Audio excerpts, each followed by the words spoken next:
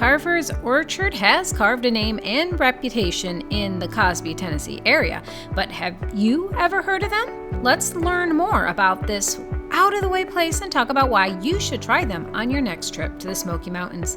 Welcome to Bear Facts, where we explore the Smoky Mountains one bear fact at a time. Today, we'll take a trip out of Gatlinburg down 321 towards Cosby, Tennessee, and stop in at Carver's Orchard and Applehouse restaurant. For many people who are visiting the Smoky Mountains for the first time, Carvers isn't going to be on their radar. It's not nearly size or scale of the Apple Barn in Sevierville, and they don't have as much of a social media presence. The thing is, they really don't need it. Carver's is one of those few rare gems that harbinger from a time long past and seem to be thriving still today. It's the genuine deal, owned by a family who has been in the area for over 6 generations and has stayed true to their roots, literally and figuratively speaking, to this day. The Carvers began planting their orchard in Cosby, Tennessee in 1942. The owner, Danny Ray Carver, was basically a farmer from the day he was born. He believes that the easy way isn't going to be the best, and this is the reason he still farms over 120 varieties of apples on his 75 acres of land. With over 40,000 trees to maintain, it's a full-time job for the 40-plus employees that he is working in the farm. Many of the employees are actually Carver family members, from wives, children to grandchildren. The orchard is a major part of the business. The yield from their harvest is the mainstay of the business, but there's also a restaurant attached, which has gained popularity since it opened over 20 years ago. What makes Carver's a place worth visiting is that they're locally owned. But since they are out of the way and not sitting in the middle of Gatlinburg or Pigeon Forge, they aren't as busy. That's not saying they don't get busy, far from it. Carver gets tour buses and visitors from all over the area, but when compared to other big orchards, they are quieter and more reasonably priced. Much more reasonably priced. So what does Carver's offer? Let me walk you through their store and give you a quick tour. Carver's Orchard is open year-round and is located off of US 321 in Cosby, Tennessee. For those of you who don't know the area well, they are actually only a few miles from the Smoky Mountain National Park and the other end of the Foothills Parkway. You know, that short stretch not connected to the main foothills over in Townsend that people seem to forget is even there.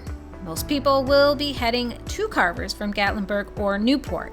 The orchard does an excellent job of giving you a heads up that you'll be coming up on them soon. Since the actual orchard is up a hill, you can't see it until you drive up the narrow paved drive to the parking area above. This part of 321 is actually not very safe. Drivers here tend to be very aggressive, and this stretch has had a lot of accidents. The signs will help you see the small driveway ahead of time and give motorists behind you a chance to slow down and let you turn. Carver's has 4 main buildings accessible to the public. There is a public restroom outside by the other buildings, as well as a candy shop, the main barn, and the restaurant, which is technically part of the barn. The 70 acres of orchards surround all the buildings, from the front to the sides to the back. You can walk around the orchard and look, but they don't normally have people picking apples. At least they don't advertise self-picking.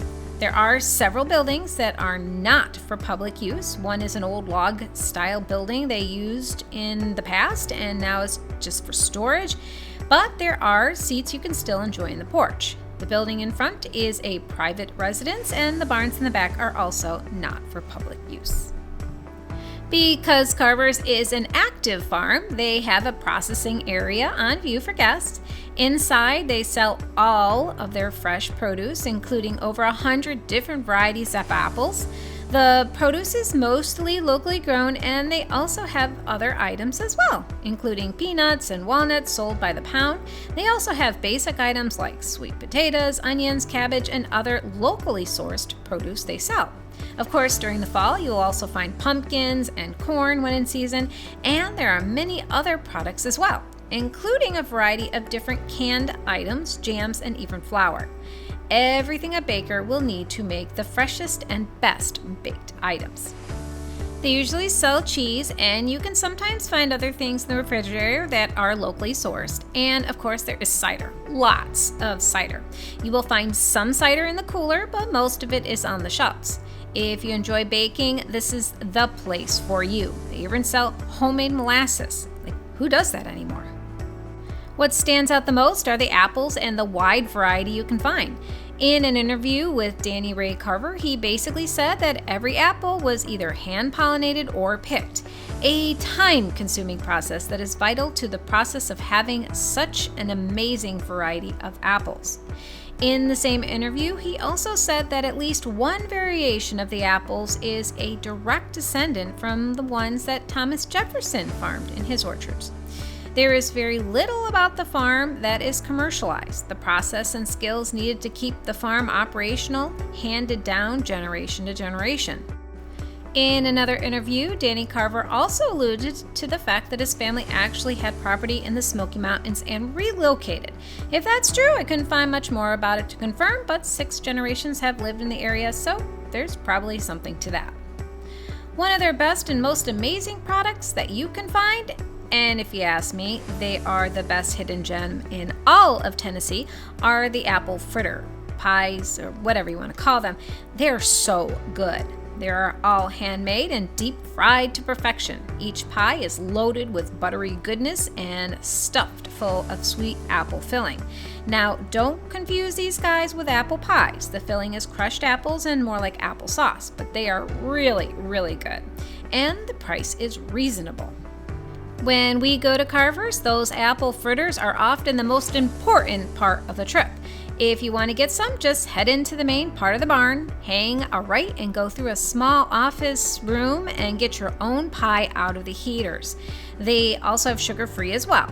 I personally have never tried them, but they've been told they're good. There are plastic bags to put your treasures in. The biggest issue you might run into is them running out of pies, so make sure you go early so you don't miss out.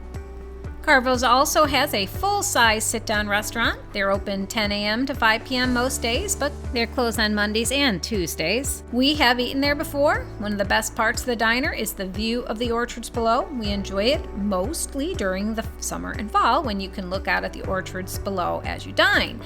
Winter is nice and all, but the view is much better in the late summer and early fall. The menu is basic diner foods and reasonably priced. They can get busy as it's a smaller location, so expect to wait when it's busy.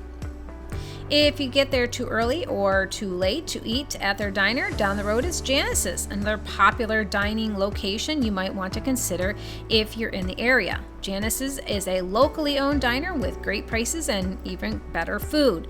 There are a few miles down the road from Carvers and specialize in cakes. Yeah, you heard me right. Janice's is well over 6 to 7 variations of cakes every day of different flavors and types. So if apple fritters are not your thing, considering heading there for breakfast, lunch, dinner, or even just dessert. Carvers also has a candy shop. Inside, you'll find an assortment of classic candies like the Cowtails or Werthers, to an assorted fudges, gums, licorice, hard candies, chocolate truffles by the pound, and many other sweet treats. Their hours can be a little different from the main restaurant and store, but they are open most days. They sell Hank's root beer and orange soda, so if you want to try a gourmet brand soda pop, you will find them at the candy shop in the cooler by the door. Of course, fall is the busiest time of the year. During the fall, the apples are at their freshest, being harvested for the year and handpicked by the growers. People come in droves to Carvers this time of year, enjoying all the fresh produce and colorful atmosphere. If you're a pumpkin pie maker, you will find pumpkins here that are for baking. They sell cheese pumpkins, which may not look bright and colorful, but we were assured by other guests that these pale-looking pumpkins are the best for pumpkin pies. I'm not much of a baker, so I have to take their word for it. Carvers isn't as well known for the carving kind of pumpkins, no pun intended, but you might find a pumpkin you could carve, but for the most part, Carvers focuses on the eating kind of pumpkins. Fall is by far the best time of year for apples and apple products, as it's their harvest season. You will have a huge variety of apples to choose from, and they sell them by the bushels or single. Since I wouldn't know a Red Delicious from a Gala apple, I'm not one to tell you much about the difference, but I'm gonna guess they're all good. Carvers is a great place to head to if you're looking for something off the beaten trail, more reasonably priced, less busy, and truly local. If you're a baker and want quality over appearance, then you will be heading in the right direction. I like that the staff treats everyone like they're locals and not tourists. What you see is what you get, no flourish or bedazzling. Carvers has plenty to offer, but one thing that Carvers does lack is a social media presence. They don't really have much going on their Facebook page and certainly don't have a website yet. I'm not sure if that's a good thing or not. What I do worry about for Carvers is that they seem to be short on staff with younger, newer eyes and ideas. Carvers is a family business, but will they survive if they can't move forward? I love the atmosphere and the lovely people who work there, but if it wasn't for word of mouth and YouTubers talking them up, they might not get the business they will need to survive.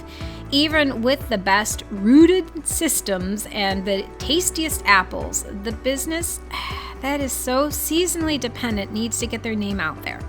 Well, I hope you get a chance to visit Carver's someday and enjoy their world-class selection of apples. If you have enjoyed this video, please help us out by hitting the like button and subscribing to our channel.